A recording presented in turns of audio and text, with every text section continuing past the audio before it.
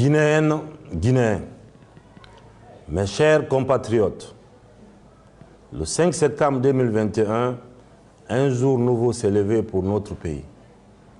Notre armée nationale, patriote et républicaine, qui s'est toujours tenue aux côtés de son peuple et veille sur la République, a pris ses responsabilités pour redresser le cours de notre histoire et de notre destin commun. Au péril de nos vies, en hommes et femmes d'honneur, voués au sacrifice suprême dont la vie est dédiée à la patrie, nous avons fait le serment solennel de libérer la Guinée du poids de tous ses démons, d'exorciser aussi les fantômes qui la hantent depuis toujours. Le peuple a soutenu son armée pour solder le passé et offrir pour le pays de vastes sentiers de la refondation de l'État et de la restauration de la démocratie. Mes chers compatriotes, tout notre parcours est marqué par des choix difficiles et assumés, des décisions responsables et conséquentes dont le tribut fut parfois lourd. Mais à aucun moment, nous n'avons baissé les bras ou renoncé à notre liberté et à nos convictions profondes.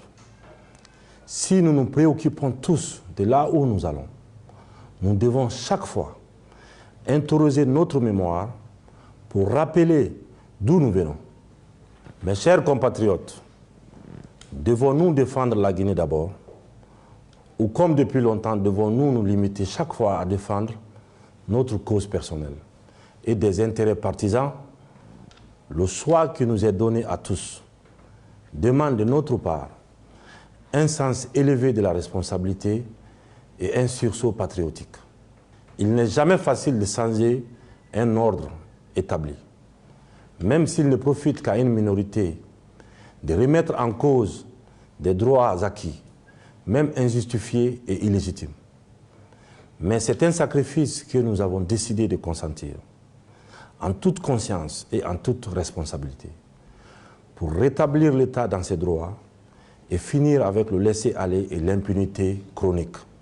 La Guinée doit être débarrassée des inégalités, des injustices, des discriminations, de tous les manquements qui entament la cohésion nationale, menacent la paix sociale et affectent l'autorité de l'État. Mes chers compatriotes, j'invite tout un chacun à privilégier le projet commun et à s'engager dans l'élan national du CNRD qui ambitionne de parvenir à l'unité de notre pays, tout en restant nous-mêmes, en gardant notre identité, en tenant compte de nos différences. Nous restons ouverts au monde, à la coopération avec tous les États, toutes les institutions et tous les partenaires dans le respect de notre souveraineté. Une Guinée debout et fière, réconciliée avec elle-même, écoutée et respectée dans le monde, est celle dont nous faisons le pari.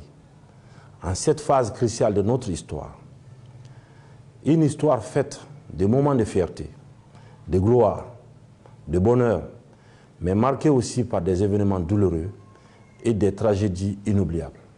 C'est à partir des leçons de notre vécu commun et de toutes les erreurs parfois tragiques du passé que nous pourrons surmonter les difficultés du présent et relever tous les défis qui se profilent à l'horizon.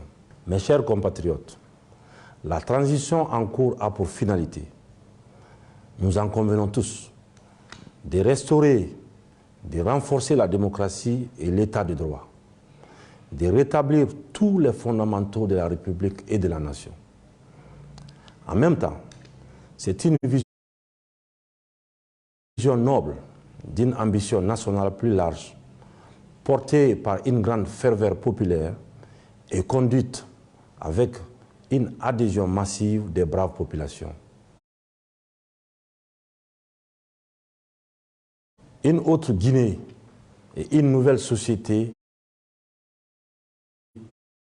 sont à notre portée. Celle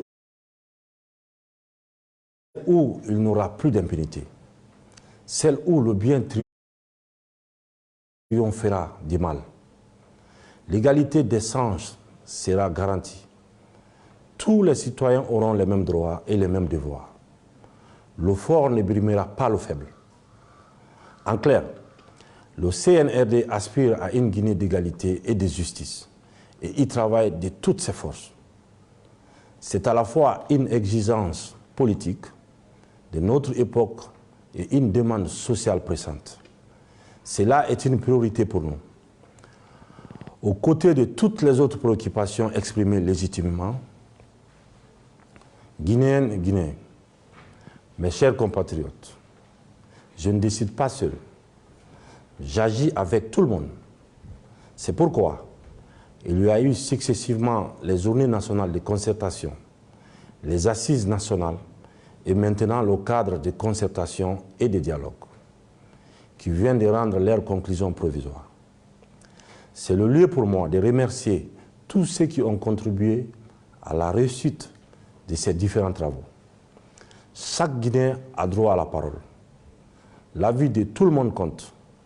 C'est la volonté de la majorité qui tranche les contradictions. De même que celle du peuple souverain a vocation à rallier tous et à s'imposer à chacun. Il en est de même de la durée et du chronogramme de la transition, que les autres questions vitales de la nation. De toutes les consultations engagées à tous les niveaux depuis le début de la transition, avec toutes les composantes de la nation, auprès de tous les Guinéens partout où ils se trouvent, il ressort une proposition médiane d'une durée consensuelle de la transition de 39 mois.